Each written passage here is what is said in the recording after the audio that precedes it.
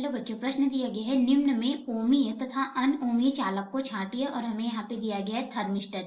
तो हम लोग इस प्रश्न का उत्तर देंगे, लेकिन उससे पहले हम लोग यहाँ पे मुख्य अवधारणा देखेंगे जिसके आधार पे प्रश्न का उत्तर देंगे।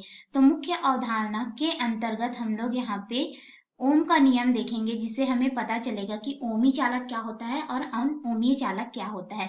तो देखिए, हम लोग यहाँ पे ओम का जो नियम है इसको समझेंगे कि वास्तव में होता क्या है और इससे हम लोग कैसे चालक के बारे में पता कर सकते हैं। तो जो ओम का नियम, उसके लिए हम लोग इस चित्र में आते हैं और इस चित्र के माध्यम से समझते हैं। तो देखिए, हम लोग मान लेते हैं कि ये हमारे पास एक चालक है।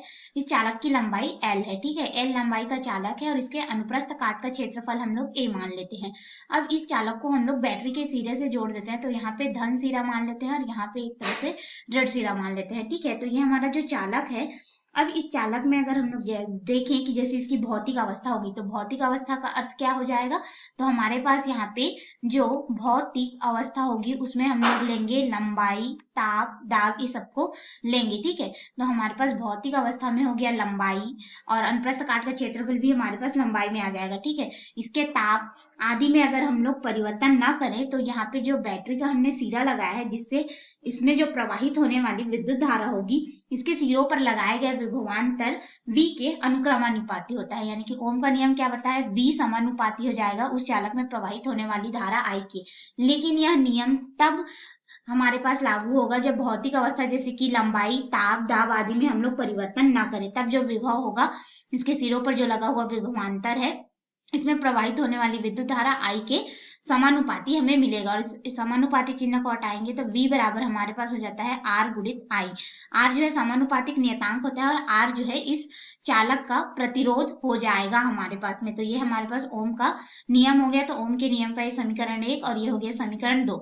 अब इन दोनों की ही सहायता से हम लोग अपने मुख्य प्रश्न में आएंगे। तो मुख्य प्रश्न में हमें यहाँ पे बोला गया है कि ओमीय तथा अनओमीय चालक को छांटना है। तो सबसे पहले हम लोग यहाँ पे देखेंगे कि ओमीय चालक क्या होता है, तभी हम लोग इस प्रश्न का उत्तर दे। तो हमारे पास ओमी चालक वे चालक होते हैं जो कि ओम के नियम का पालन करते हैं, यानी कि V समानुपाती I मिलेगा, या फिर हमारे पास जो विभव V होगा वो हमारे पास हो जाएगा विद्युत धारा I गुणित प्रतिरोध R के गुणनफल के बराबर प्राप्त होगा। ये जो नियम है वो लागू होगा, ओम का नियम, तभी हमें ओमी चालक मिलता है। और ओमी चालक में मुख्य रूप से हमारे पास जो धातु होते हैं, धातु में जैसे कि हमारे पास चांदी हो गया, ठीक है, सोना हो गया, सिल्वर, गोल्ड, और हमारे पास आयरन हो गया, लोहा, तांबा, कॉपर, ये सभी हमारे क्या होते हैं, ओमीय चालक में आते हैं। अब इसी तरह से हम लोग ये देखेंगे कि अनओमीय चालक क्या होगा।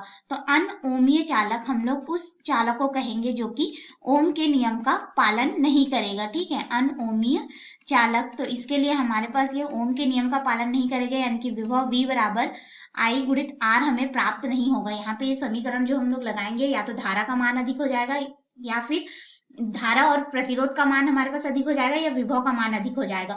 तो अनओमीय चालक में ओम के नियम का पालन नहीं होता है। अनओमीय चालक का अगर हम लोग यहाँ पे उदाहरण देखें तो ये होता है डायोड। विभव लगाने पर इसमें प्रतिरोध का मान हमें अलग ही प्राप्त होता है, या इसके या फिर विद्युत धारा का मान हमें अत्यधिक मिलता है, इसके समानुपाती या फिर बराबर नहीं प्राप्त होता, ठीक है।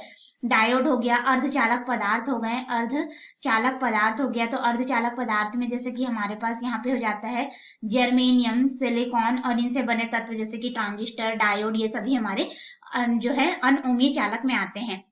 इसी तरह से अगर हम लोग यहाँ पे थर्मिस्टर को देखें, तो थर्मिस्टर हमारा क्या होता है कि अनओमीय चालक में आएगा। क्यों थर्मिस्टर हमारा अनओमीय चालक में आएगा, इसको भी देखें। तो देखिए, ये जो थर्मिस्टर होता है एक प्रकार का हमारे पास में प्रतिरोधक या प्रतिरोध होता है, ठीक है। प्रतिरोध होता है जिसमें हमारे पास अगर यहाँ पे ताप बढ़ा देंगे, तो ताप बढ़ाने के साथ ही यहाँ पे बहुत अधिक परिवर्तन मिलता है इसके प्रतिरोध में।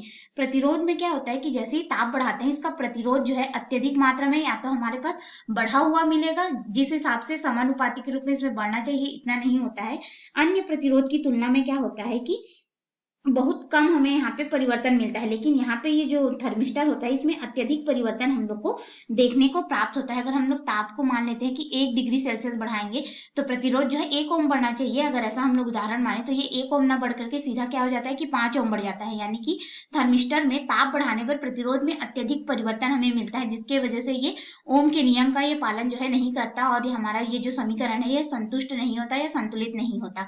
इसीलिए अगर हम लोग देखें तो जो थर्मिस्टर होगा हमारा हमारा क्या हो जाएगा, अनओमीय चालक में आएगा। इसके अनुसार अगर हम लोग अपने प्रश्न का उत्तर देखें तो हमें प्राप्त होता है थर्मिस्टर जो है अनओमी चालक होगा। आशा है आपको प्रश्न का उत्तर समझ में आया होगा।